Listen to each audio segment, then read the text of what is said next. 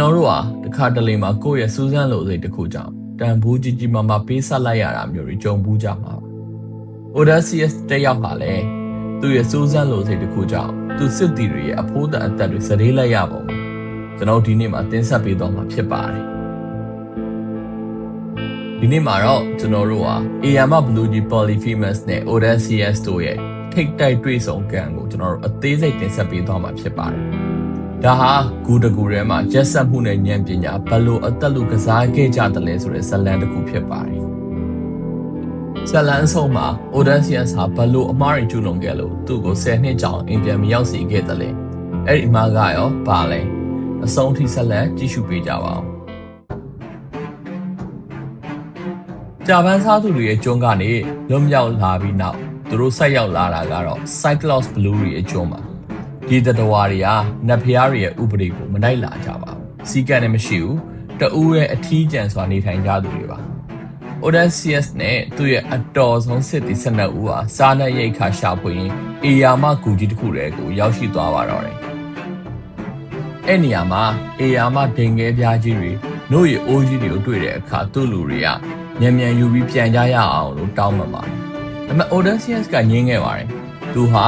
Greedo ရဲ့ Senior လို့ခေါ်တဲ့ Airwalk ပြူရေးဒလီအရာလက်ဆောင်ပြန်ရလိမ့်မယ်လို့မျှော်နေခဲ့တာ။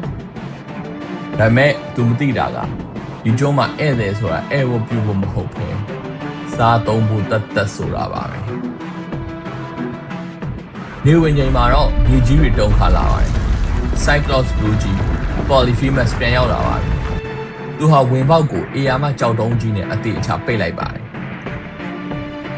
။ဒါဟာGreece City တွေအတွက်တော့တေတွင်းအဝကိုပိတ်လိုက်တာပါ။အဲ့နောက်သူဟာမီးမွှေးလိုက်တယ်။မီးမွှေးလိုက်တဲ့အခါအမှောင်ထဲမှာပုံနေတဲ့ Greece တွေကိုသူမြင်သွားပါတော့တယ်။ Odysseus ကချက်ချင်းပဲ Zeus နတ်ဖျားရဲ့အမည်နာမကိုတုံးပြီး Xenia တနေ့အရာ Airwalk ပြုကိုတောင်းဆိုလိုက်ပါတယ်။အဲ့ခါမှာဘလူးကြီးကရေမောပြီးပြောပါတယ်။ငါတို့က Zeus ကိုရောဘယ်နတ်ဖျားကိုမှပြုမဆိုင်ဘူး။ငါတို့ကသူတို့ထပ်ဖို့အားကောင်းတယ်။စကားအဆုံးမှာပဲသူကစစ်တီနှစ်ဦးကိုဖမ်းဆွဲဦးကောင်းကိုကြောက်တုံးနဲ့ရိုက်ချေကအစိမ်းလိုက်ဝါးစားပြစ်လိုက်ပါ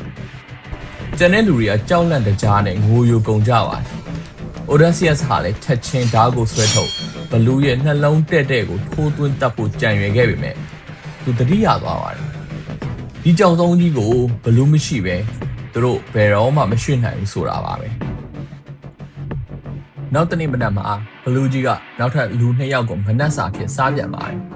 အဲ့ချိန်မှာပဲ Odysseus ကသူ့ရဲ့ဉာဏ်စွမ်းသုံးပြီးကြံစီထားတဲ့အစီအစဉ်ကိုစတင်အကောင့်ထဲပေါ်လိုက်ပါတယ်။သူဟာ Maroon စီရခဲ့တဲ့အလွန်ပြင်းထန်တဲ့ဝိုင်ကိုထုတ်လိုက်တယ်။ပြီးတော့အဲ့ဝိုင်ကိုဘလူးကြီးကိုကန့်လန့်ခဲ့ပါတယ်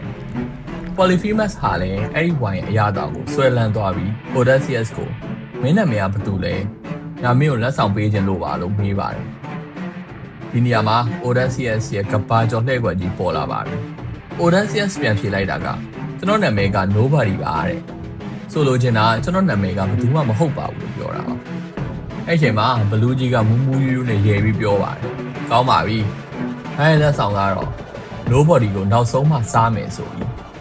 သူဟာမူးပြီးအိပ်ပျော်သွားပါတယ်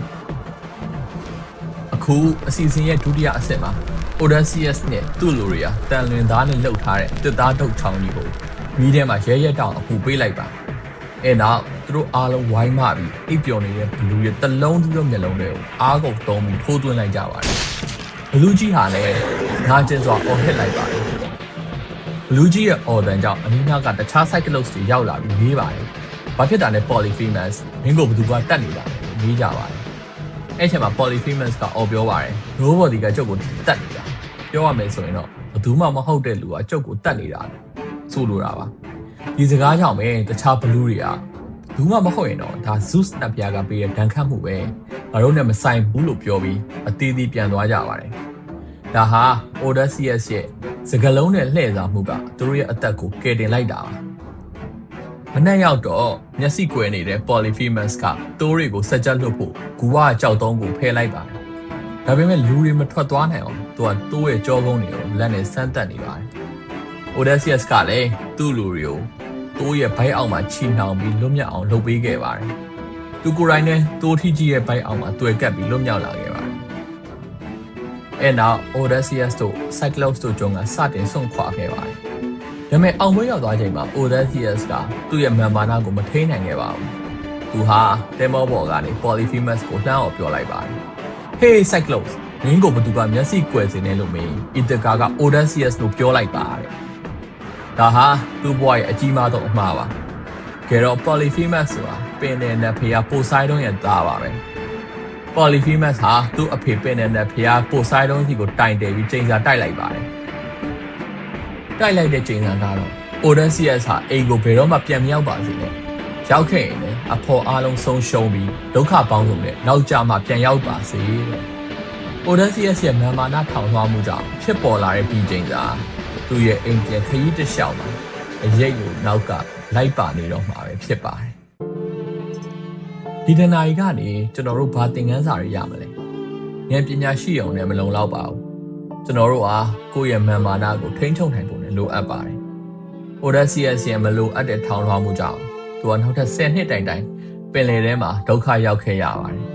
ခင်ဗျားတို့ရောကိုယ့်ရဲ့မာနာကြောင့်တစ်ခုခုကိုဆုံးရှုံးခဲ့ရဘူးသလားcomment မှာဝင်ရောက်ဆွေးနွေးပေးခဲ့ကြပါဦးအပိုင်းကမှာတော့လေနက်ဖျား Aeolus နဲ့ Odysseus တို့ဘယ်လိုတွေ့ဆုံကြမလဲ